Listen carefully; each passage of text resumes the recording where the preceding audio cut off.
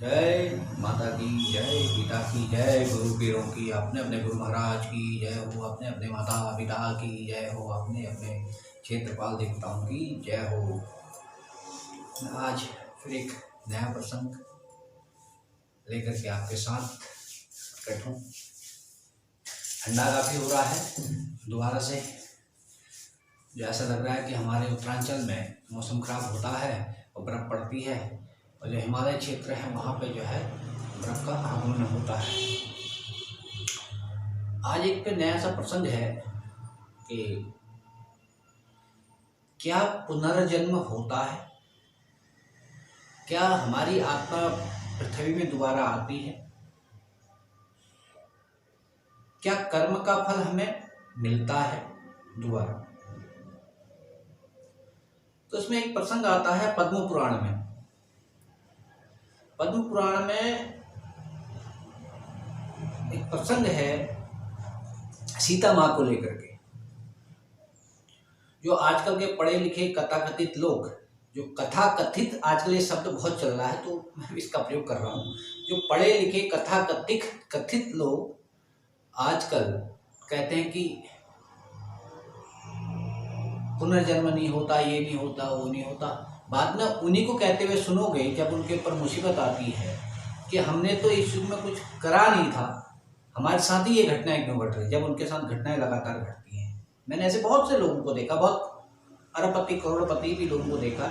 हालांकि मैं किसी पे ब्लेम नहीं लगा रहा, हर किसी के कर्म में, गरीब हो अमीर हो या मध्यवर्गीय हो, कोई ना कोई अपने कर्म में जरूर बुरी करता है और उसका फल उसको मिलता है। और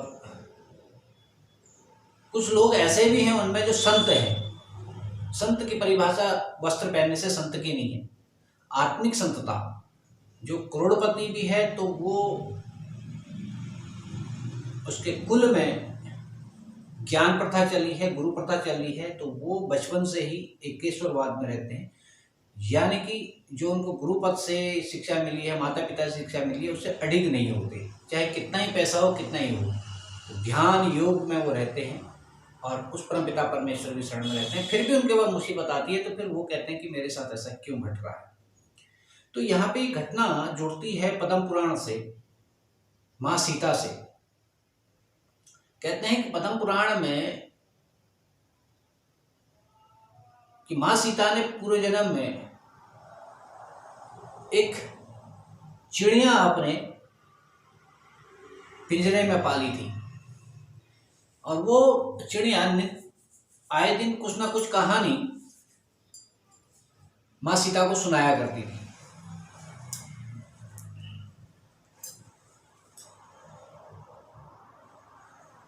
तो वो रामायण की कहानी सुना रही थी और सीता माँ को बहुत बढ़िया लग रही थी।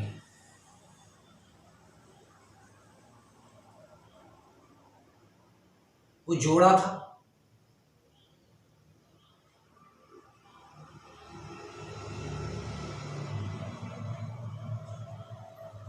क्योंकि कहीं घोंसले में उसके अंडे थे।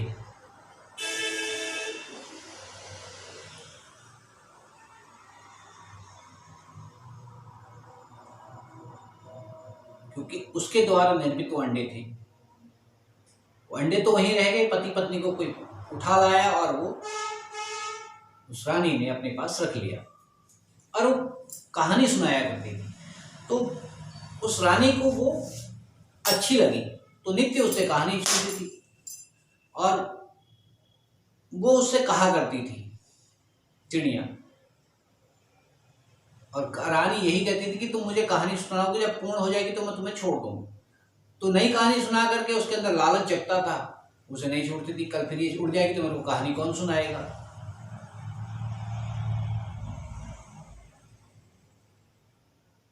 चिड़िया ने जब रामायण उसको सुनानी शुरू करी, सुनाते सुनाते उसने बहुत मिन्नतें करी कि मुझे छोड़ दो, मेरे अंडे बेकार हो जाएंगे और उनसे बच्चे नहीं निकल पाएंगे, तो मेरा जो वंशावली आगे नहीं बढ़ पाएगी। बहुत मिन्नतें करी तो उस रानी ने उसको नहीं छोड़ा और उसकी मृत्यु उस पिंजरे के अंदर हो जाती है। इसी दौरान जो चीड़ा, जो पुरुष उसके साथ में होता है, उसका साथी, वो उस रानी को श्राप देता है, जिस प्रकार से तूने मेरी पत्नी को अपने बच्चों से गर्भ से दूर रखा, इसी प्रकार अगले जन्म में तू भी जब तेरा बच्चा होने वाला होगा तो तू अपने पति से दूर हो जाएगी और इसका कारण मैं बनूंगा। उस समय मैं ये सारी प्रक्रियाएं देखूंगा। तो कहते हैं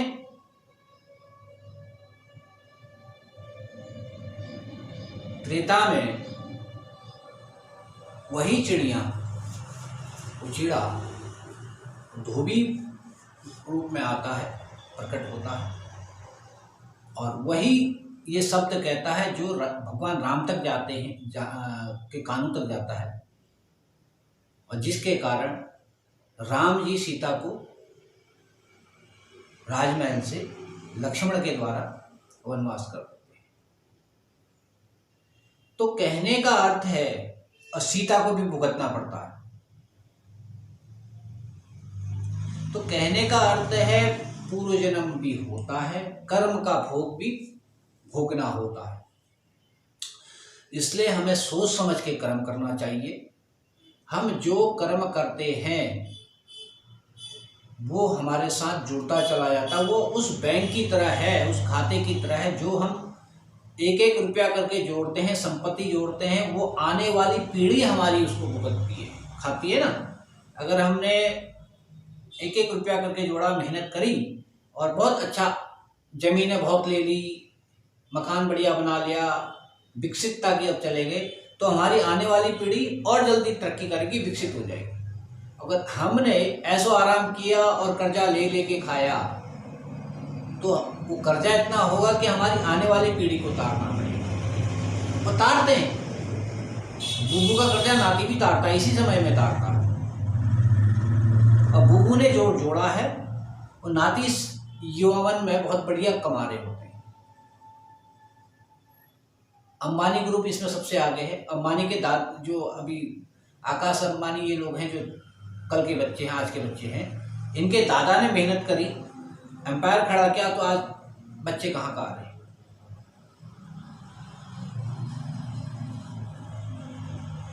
ऐसे बहुत से लोग हैं करोड़पति की औलादें जिन्हें ऐश करने के लिए अपने बच्चों के लिए सब कुछ कर्जा लिया और आज उनके नाती लोग उतार रहे हैं, कर्जे में।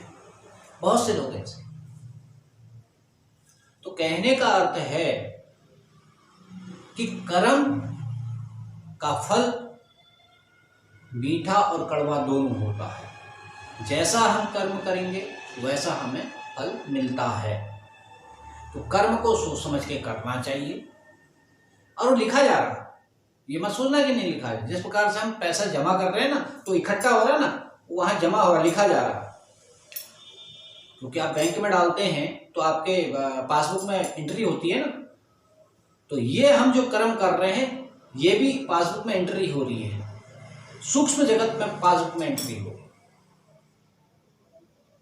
और सूक्ष्म जगत के बाद जब हम इस जगत में आते हैं तो यहाँ, क्योंकि कर्म यहीं का है, लिखा जा रहा है, और वापस इस जगत में आते हैं तो यहीं फिर हमें वापस मिलता है।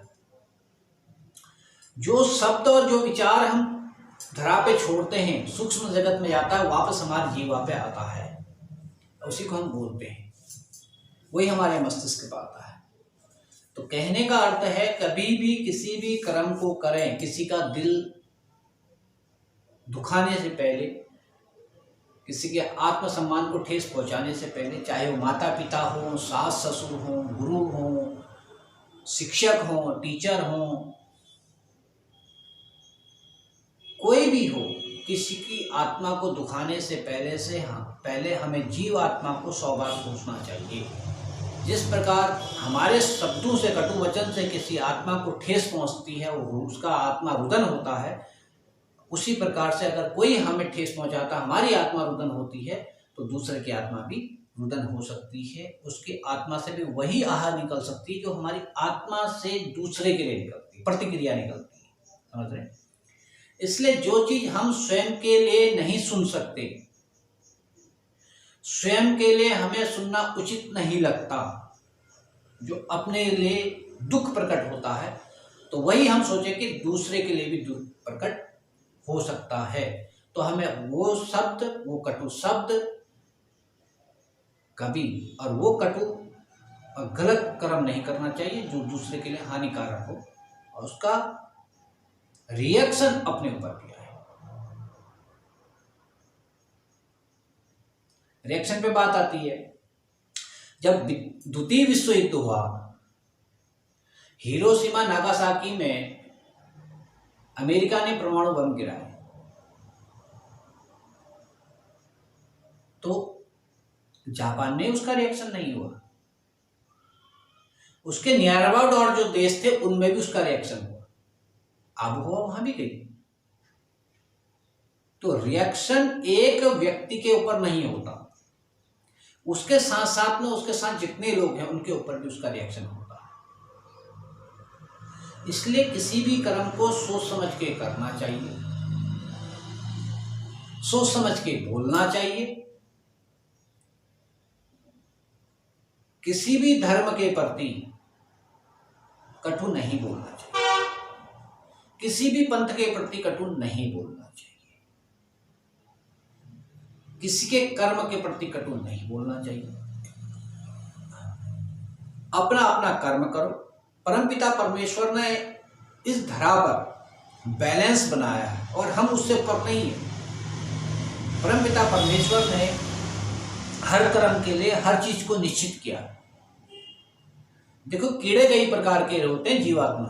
एक मैं छोटा सा उदाहरण देता हूँ। मैं मनुष्य जाति में नहीं जा रहा, मनुष्य जाति में जाऊंगा तो इसमें कंट्रोवर्सी हो जाएगी। मैं आपको उदाहरण एक कीड़ों की प्रजाति से देता हूँ। परमपिता परमेश्वर ने देखो वहां भी कितना बढ़िया सिस्टमेटिक बनाया है। गोबर को ले जाने वाला कीड़ा,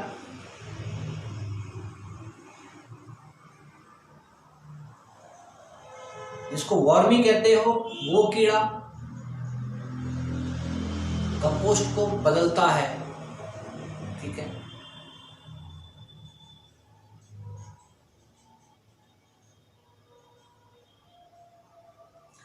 मधुमक्खी जो शहद को परागण करती है, शहद बनाती है, मगर परागण भी करती है। परागण करता है एक जगह से दूसरी नर और पुरुष के परागण को मिला करके नई चीज को फैलाना। परागण की क्रिया मधुमक्खी करती है। किसी के जरिए परमपिता ने कितनी चीज बनाई, किसी के जरिए सृष्टि को उत्पन्न कराना, नए बीज का सृजन करना, नई चीज की उत्पत्ति करना। देखो ना, परमपिता परमेश्वर ने कितना सही काम किया। एक मधुमक्खी के जरिए नए सृष्टि का सृजन भी होगा। कौओं के द्वारा सृजन होता है, क्योंकि बीज ले जाते हैं, खाते हैं, फिर कहीं और जाके गिरा देते हैं, तो वहां सृजन हो जाता है। जहां आदमी सोचता भी नहीं वहां सृजन हो जाता है।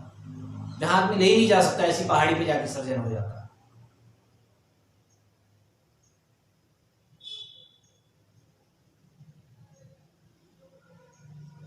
पेड़ के अंदर का कीड़ा उस पेड़ को धीरे धीरे धीरे धीरे खाता है और उसको मिट्टी में तब्दील कर देता है। नई चीज में सृजन करना। एक दीमक का कीड़ा, घ्योड़ जिसको कहते हैं हमारे पहाड़ी में, और उसकी मिट्टी जो हमारे वहां पार्थी पूजा में काम आती है, पार्थी बनाने में। मिट्टी लाके धीरे धीरे धीरे धीरे कितना सृजन करती है, वो कर्म को दर्शाता है।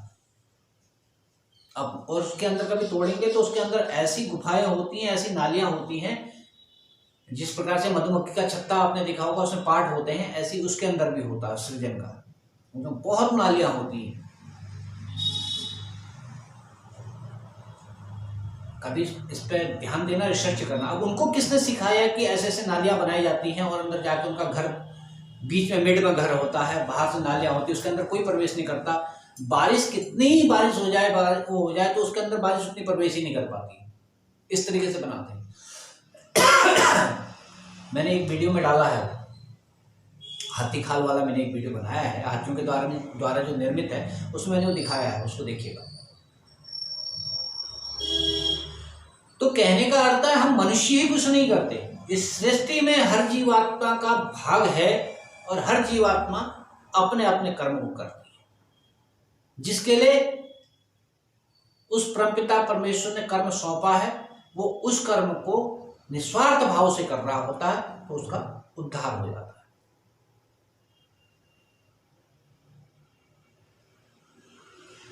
इसलिए हमें अपने कर्म को निश्चितता करते हुए कर्मों में ज्यादा ध्यान देना चाहिए, और जिसके लिए जो कर्म लिखा है वो निश्चित पहले है, वो इसलिए उसी लाइन पे जाता है, ये निश्चितता है, क्योंकि उस कर्म के अनुसार ही उसका उद्धार होना है। जब तक वो कर्म नहीं करेगा उसका उद्धार नहीं होगा। इसलिए परमपिता परमेश्वर ने उसके लिए वो कर्म निश्चित किया, न चाह करके। आदमी की मनोकांक्षाएं, अभिलाषाएं बहुत कुछ होती है, मगर कर्म वहीं जाके ठहरता है और उसी से उसका उद्धार होगा। और लगन से जब कर्म करता है तो उसी से उसका उद्धार होता है।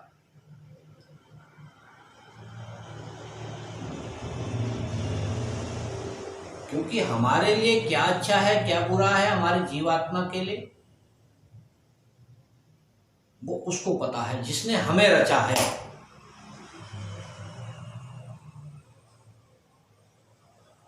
हमें वर्तमान का सुकून अच्छा लगता है, मगर उसे भविष्य का सुकून अच्छा लगता है, इसलिए वो हमारे लिए भविष्य निश्चित कर रहा है। इसलिए उस परमपिता परमेश्वर के शरणागत होकर के सवेरे उठ करके उसके शरणागत होइए, थोड़ी देर ध्यान योग कीजिए, उसको नमन कीजिए और उसको प्रणाम कीजिए। हे प्रभु, तूने मेरे लिए आज जो निश्चितता की है, मैं उसमें तन और मन से पूर्ण निष्ठा के साथ काम करूंगा और वो सारा काम तेरे को समर्पित है। हे प्रभु, उसको स्वीकार करना, कहते हुए अपने काम पे लगना, और परमपिता परमेश्वर आपकी सारी मनोकामना पूर्ण करेगा। इस तरीके से कीजिए, देखिए आपको कैसे नहीं लगता है। जब हम गलत राह की तरफ जा रहे होते हैं, जबरदस्ती जो उसने लिखा है उससे डाइवर्ट हो रहे होते हैं, तो हम भटक रहे होते हैं। कभी आपने देखा होगा कि पहाड़ी पे जब हम शॉर्ट रास्ते अपनाते हैं, लॉन्ग रास्ता तो होता है जो बनाया हुआ है कि मंजिल तक जाने का, जब हम शॉर्ट रास्ता अपनाते हैं हमें पता नहीं होता है हम शॉर्ट रास्ता अपनाते हैं, तो वहीं हम भटकते हैं। हम सोचते हैं कि जल्दी हम पहुंच जाएंगे, मगर हमें और देर हो जाती है, हम वहीं घूम जाते हैं, भटक जाते हैं, रास्ता नहीं मिलता, फिर वापस घूम के उसी रास्ते पे जाना पड़ता है, तब मंजिल पाते हैं। इसलिए कहा गया है कि कभी भी जंगल में या कहीं ऐसी अनजान जगह पे उन रास्तों पे नहीं जाना चाहिए जहाँ का हमें पता ना हो। जो रास्ते बनाएंगे उसी पे जाना चाहिए। इसलिए जीवन भी परमपिता परमेश्वर का बनाया हुआ सरल रास्ता है, हमें उस पे चलना चाहिए। शॉर्ट रास्ते अपनाने की कोशिश नहीं करनी चाहिए, जिसमें हम उलझ जाते हैं, कलंकित होते हैं, संघर्ष बहुत आता है। समझ रहे? अगर आपको ये वीडियो अच्छी लगी, पसंद आई, तो शेयर कीजिएगा, लाइक कीजिएगा, सब्सक्राइब कीजिएगा, अपने मित्रों के पास भेजिएगा। इसी तरह के नए नए प्रसंग के साथ मैं आपके साथ आऊँगा, नए नए विचारों के साथ में, जिससे आपका कल्याण हो, जगत का कल्याण हो, अपने स्वयं का कल्याण हो हमारा। जय माता की जय, परमपिता परमेश्वर की जय हो, अपने अपने गुरु महाराज की जय हो, अपने अपने माता पिता की जय हो। जय